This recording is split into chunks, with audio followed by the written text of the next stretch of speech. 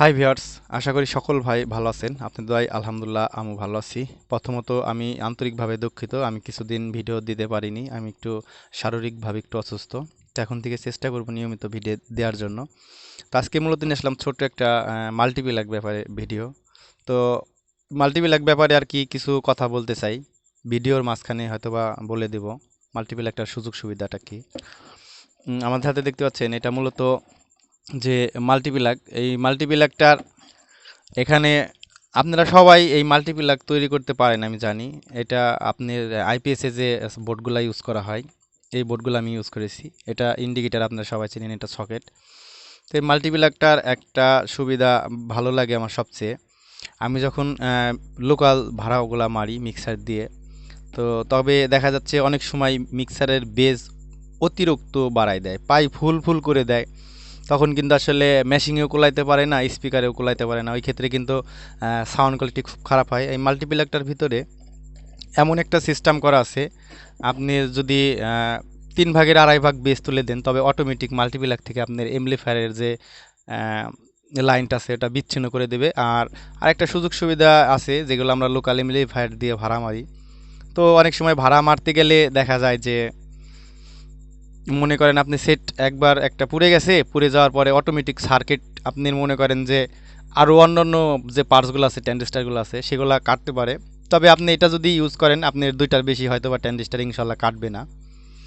আপনার একটা মেশিন পুরার সাথে সাথে পাওয়ার অফ করে দেবে, পুরা মাল্টিপ্লাগই অফ করে দেবে। তো চলুন ভিডিওটা আসলে কিভাবে মানে আর কি মাল্টিপ্লাগটা তৈরি করেছি তো আপনাদের দেখাই। এখানে আপনারা যদি চান যে আপনারা এখানে চাইলে ফ্রিজের বোর্ডও ইউজ করতে পারেন। আর মাল্টিপ্লাগটা আপনারা দেখতে পাচ্ছেন এখানে যে মেন যে তারটা আছে, এখানে মেন যে তারটা আছে এই মেন তার নিয়ে আসছি। তার আগে একটা জিনিসের সাথে পরিচয় করে দিই, এটা আপনারা সবাই জানেন। এটা দেখতে পাচ্ছেন C6, মানে এটা 6 অ্যাম্পিয়ারের একটা সার্কিট ব্রেকার। এই সার্কিট ব্রেকার দিয়েই মূলত এই কাজটা করা। কেউ যদি মানে ওভার প্রেসারে একটা সেট বাজায়, তবে অটোমেটিক মাল্টিপ্লাগ থেকে সাউন্ড অফ হয়ে যায়, মানে পাওয়ার অফ হয়ে যায়। তো আমরা যদি দেখি, আমি প্রথমত এখান দিয়ে ইন করেছি, আপনার সার্কিট ব্রেকারের লাইন সবাই জানেন, এখান থেকে ইন করেছি। আর এটা গাউন, এই গাউনগুলা সবটার গাউনে মনে করেন দিয়ে দিয়েছি। এখান থেকে এই গাউন, এখান থেকে এই গাউন। আর যে সার্কিট ব্রেকারে যে আর কি ফেজ লাইনটা আছে, ফেজ লাইনটা এখান থেকে নিয়ে এই ফেজ, এটা ফেজ, এই দুইটাতে লাইন দিয়েছি। আপনারা এই টুকিনাকি ব্যাপার আর কি এগুলা কাজ সবাই জানেন। আর যে এই ইন্ডিকেটারটা আছে, ইন্ডিকেটারটা এখান থেকে লাইন দিয়েছি, দেখতে পাচ্ছেন এখানে লাইন দিয়েছি দুইটা। ইন্ডিকেটারটা অফ হয়ে গেলে আমরা বুঝবো আমাদের সার্কিট ব্রেকারটা নেমে গেছে। সে হতে পারে মেশিন পুড়ে গেছে, নয়তোবা ওভার সাউন্ড দেওয়ার কারণে পুড়ে গেছে। আর এইটা যে দেখতে পাচ্ছেন এই সকেটটা, এই সকেটটা মূলত আমি ডাইরেক্ট করে রাখছি। এটা থেকে সার্কিট ব্রেকারে আর কি কোনো লাইন দেই নাই, এটাতে লাইন থাকে। আমার বক্স মনে করেন সাপোজ ভাড়ায় দিছি, ভাড়ায় দিয়ে যে কেউ আমাকে যদি বলে যে ভাই বক্সে তো লাইন পাচ্ছে না, তখন আমি বুঝে নিই যে ওনারা ওভার প্রেশার দিয়ে আমার সেটটাকে বাজাচ্ছে। বাজানোর পরে আমি বলে দিই ভাই সাউন্ডটা আপনারা বেসগুলো যেভাবে আমি করে দিয়ে আসছিলাম, সাউন্ডটাও আপনারা ওইভাবে করে বাজান, ঠিক হয়ে যাবে। তবে এই সার্কিট ব্রেকারটা আসলে ফিটিং কিভাবে করবেন, দেখতে পাচ্ছেন এখানে যে দুইটা তেলিকাটা কেউ প্যারাক বলে, এটাকে কেটে নিয়েছি। আর এখান থেকে বাইরে থেকে এটাকে তোলার মতন একটা সুযোগ সুবিধা করা আছে, আশা করি দেখতে পাচ্ছেন। এই যে সার্কিট ব্রেকারে যে দেখতে পাচ্ছেন এখানে যে আর কি ছিদ্রগুলো আছে, দুই পাশে দুইটা ছিদ্র, আমি ওই পাশ থেকে কাটা মেরে নিয়েছি। আর তার আগে আরেকটা কাজ করেছি, সেটা হচ্ছে সার্কিট ব্রেকারটাকে আটকানোর জন্য এই সিস্টেমের লক আমি আর কি করে নিয়েছি। এটা লকটা প্রথমত যদি আমরা এইভাবে লাগিয়ে দিই, এখানে একটা দেখতে পাচ্ছেন সুইচ সিস্টেমের আছে, লক সিস্টেম। এটা আপনারা চাপ দিবেন, এটা আটকায় যাবে, এটা আপনি কখনোই টাইনে খুলতে পারবেন না। তবে এই কাটার মাঝখানে যে আছে, মাঝখানেটায় আমরা সুন্দরভাবে মনে করেন যে বসিয়ে দেব। এই আপনারা ম্যাপটা করবেন কিভাবে, সার্কিট ব্রেকারটা এখানে বসাই নেবেন। বসানোর পরে দেখতে পাচ্ছেন এখানে কিন্তু দাগ দিয়ে আছে। সার্কিট ব্রেকারটা বসানোর পরে এই সাইড থেকে কিছু দিয়ে আপনারা সুন্দর করে দাগ দিয়ে নেবেন, অথবা তেলিকাটা দিয়ে ছোট্ট করে একটা ছিদ্র করে নিয়ে ওই পাশ থেকে এই পাশ থেকে কাটাটা মানে পুরাটাই লাগিয়ে দেবেন। লাগানোর পরে সার্কিট ব্রেকারটা সুন্দরভাবে এভাবে বসিয়ে দিবেন। এভাবে বসানোর পরে যে এই যে নাটগুলা যে আছে, আমরা যে লকটাকে আটকাবো, দেখতে পাচ্ছেন আশা করি, এই লকটাকে আটকানোর জন্য আমরা এই পাশ থেকে নাটের ব্যবস্থা করেছি। এই পাশ থেকে আমরা নাট দিয়ে সুন্দরভাবে আটকিয়ে দেব। আজকে আপনাদেরকে সব কিছুই দেখাবো। মূলত আমার যে বড় যে দুইটা মাল্টিপ্লাগে একই সিস্টেম করা আছে। তবে এই মাল্টিপ্লাগ থেকে আমি অনেক সুযোগ সুবিধা পেয়েছি। আমার সেট সবসময়ের জন্য সুরক্ষিত থাকে।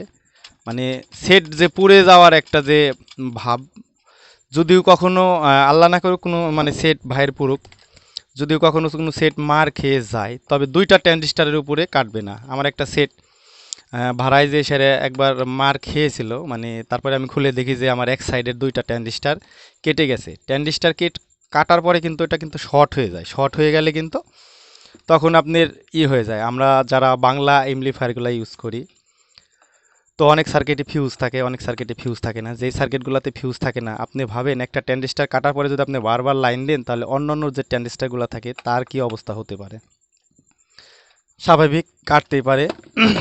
আমরা যদি একটা জিনিস আপনাদের দিকে দেখাই বোঝানোর সুবিধার ক্ষেত্রে, আমি প্রথমত এই যে আমার এসি যে প্লাগটা আছে, প্লাগটা আমি এই পাশে দিয়ে দেব। আসলে কিভাবে কাজ করে সার্কিট ব্রেকার সেটা আসলে আমরা দেখব আজ। আমরা প্রথমত সার্কিট ব্রেকারটাকে তুলে নিচ্ছি। আশা করি আপনারা দেখতে পাচ্ছেন যে এখানে কিন্তু ইন্ডিকেটরটা জ্বলেছে। আশা করি দেখতে পাচ্ছেন ইন্ডিকেটরটা কিন্তু জ্বলেছে। এখন এটাকে আমরা টেস্ট করার জন্য কি করব, যে আসলে সার্কিট ব্রেকার কিভাবে কাজ করে। আমি মূলত এখানে শর্ট করে দেব, অটোমেটিক সার্কিট ব্রেকার নেমে যাবে। আমরা যদি একটু জ্বালা সার্কিট ব্রেকার যদি একটু জ্বালা দেখাইতে যাই, আসলে শর্ট সার্কিট কাট করে কিনা। আমরা যদি সার্কিট ব্রেকারটাকে একটু জ্বালা নিয়ে যাই এখানে কাছে,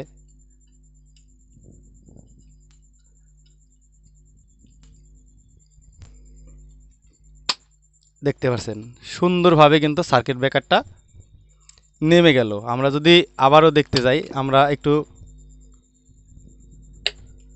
দূরে থেকে দেখতে যাব। এখানে কিন্তু আমরা শর্ট করে দিয়েছি। আমরা যদি দূরে থেকে আপনি সার্কিট ব্রেকারের যে নীল লকটা আছে এখানে ডাইরেক্ট করা আছে, আমরা যখন আপনি সুইচটা দিব তখন দেখেন সার্কিট ব্রেকারটা নেমে গেল, অটোমেটিক নেমে গেল। তাতে আপনার এমপ্লিফায়ার একটা ট্রানজিস্টার কাটার পরে অথবা দুইটা ট্রানজিস্টার কাটার পরে এটা যখন শর্ট হয়ে যাবে, তখন আপনার এমপ্লিফায়ারটা এটার জন্য সুরক্ষিত থাকবে। আশা করি হয়তোবা সবাই বুঝতে পারছেন। আর কোনো ভাই যদি আসলে বুঝতে না পারেন, তবে আমাকে কমেন্টে এসে জানাইতে পারেন। আর মূলত এটা বেশি ওয়াট দিলে কিন্তু ভালো কাজ করবে না। সবসময় চেষ্টা করবেন C6 লেখা যেটা 6 অ্যাম্পিয়ারের যেটা আর কি, ওটা ইউজ করা। ওইটা ইউজ করলে যে আমাদের বাংলা যে লোকাল এমপ্লিফায়ারগুলো পাওয়া যায় সেটার জন্য বেস্ট হবে। আর প্রফেশনালি কাজে ভাবে যদি কেউ ইউজ করেন, যে আমার বড় কোনো হেড আছে, কোম্পানির হেড CS4080 অথবা ডেল্টা, ওই ক্ষেত্রে আপনি আরও অ্যাম্পিয়ারটা বাড়াইতে পারেন।